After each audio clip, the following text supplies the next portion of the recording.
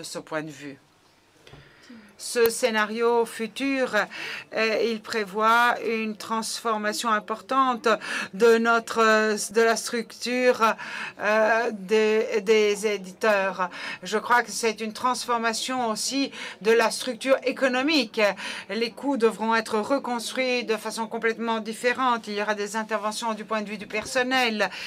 C'est un tableau qui est en train de s'estomper devant nous. C'est un changement tellement radical qui, avec le temps, portera à une activité qui, théoriquement, devrait être beaucoup plus élargie, c'est-à-dire une diffusion gigantesque de l'utilisation du livre, de la consommation du livre, mais en même temps, une diminution du chiffre d'affaires. Et donc, cela portera à une réduction du nombre de librairies.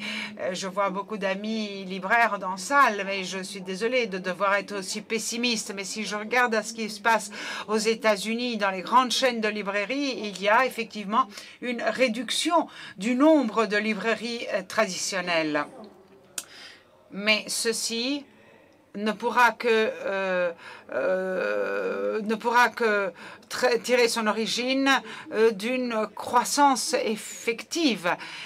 Et en Italie, là je parlais du monde international, mais au niveau italien, l'augmentation du nombre de lecteurs est très limitée. Si on le compare à l'augmentation du nombre d'utilisateurs de produits technologiques.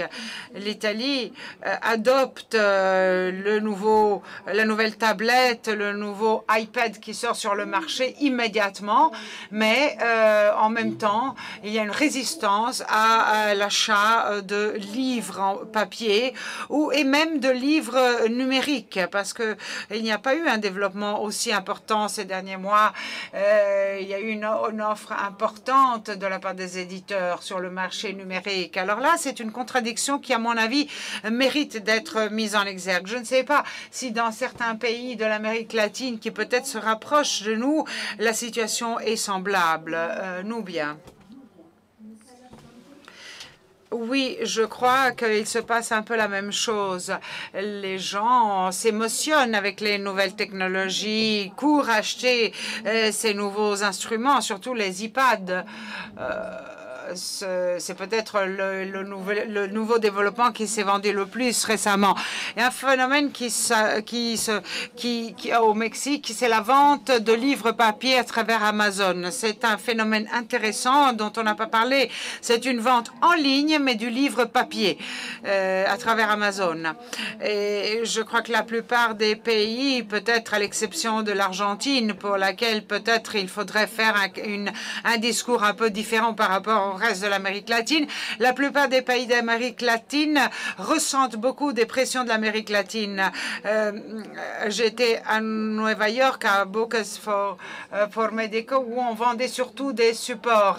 Alors, des vendeurs de supports, j'ai posé la question de savoir quels étaient les contenus qu'ils étaient en train de développer. Et toutes les réponses que j'ai eues, c'est que non, non, madame, nous ne développons pas les contenus, nous développons les supports, c'est tout. Et donc ça, c'est intéressant parce que ce dont on discutait, c'était le prix des supports et rien d'autre. Les gens aiment avoir des nouveaux jouets. Donc cette culture du gadget qui s'est développée beaucoup en Amérique latine et que nous avons tiré peut-être de la consommation en Amérique du Nord, c'est-à-dire le fait d'acheter le nouveau jouet, quoi qu'il soit très très cher. Le iPad en Amérique latine coûte $1,200, c'est-à-dire 900 €. Et pour la plupart des économies des pays d'Amérique latine, c'est un pays énormément cher. Mais malgré ça, c'est un caprice que ceux qui se peuvent permettre se l'achètent. Mais nous avons un gros problème en Amérique latine. Les gens croient que les livres soient gratuits parce que la plupart des personnes se forment dans les écoles avec des livres qui sont gratuits.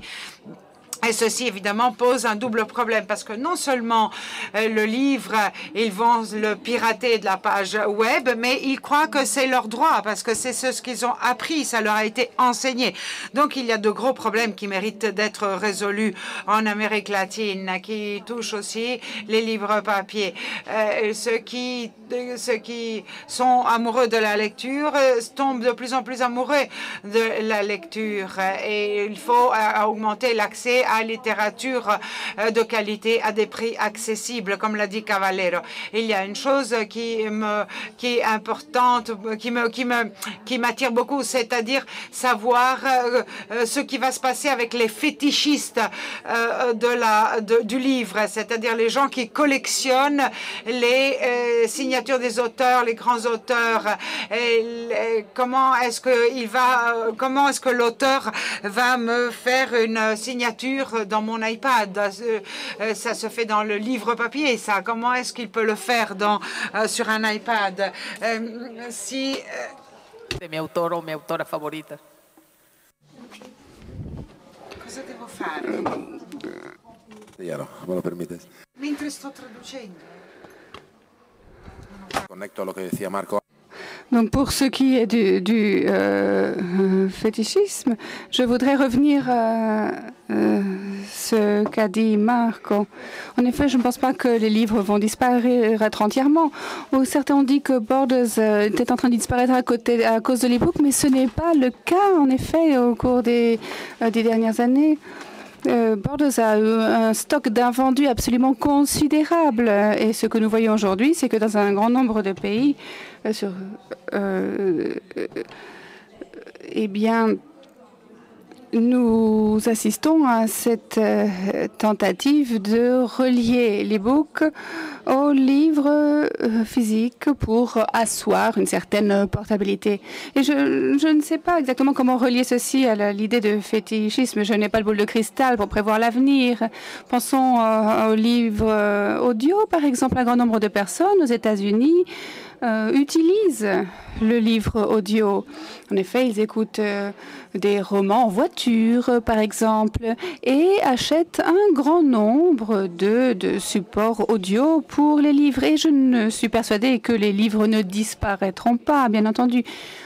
Les libraires qui s'opposent au développement numérique vont, eux, disparaître. Et ce sera le cas pour tous ceux qui continuent à s'attacher à leurs privilèges sans s'adapter à la réalité. Voilà, donc nous allons... le temps que nous est imparti est presque écoulé. Brian, vous vouliez avoir quelque chose à dire? Une question? Merci beaucoup. Je voudrais féliciter le panel. C'était passionnant. Deux orateurs ont mentionné les droits territoriaux. Nubia et Brian, si je me souviens bien. Donc, il s'agit d'une pratique commune en l'édition depuis un certain nombre d'années. Et je me demande si cela a le moindre sens dans un monde dénué de frontières géographiques tel qu'est le nouveau monde Internet.